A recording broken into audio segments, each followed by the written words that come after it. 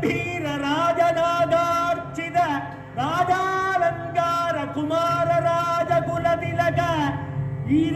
14 லோகத்தின் அதிபதி நாடாளும் நாயகன் அழகன் குழகன் ஆனந்த சித்தன் நல்லூர்பதி காவலன் நல்லூர் அடியார் காதலன் அரண் அண்ட ஜராஜர பிரபஞ்சோத்பத்தி நிமித்த காரணன் வேதத்தின் நாயகன் வேள்வியின் தாயவன் முறையாகம பொருளவன் முத்தமிழ் ஆனவன்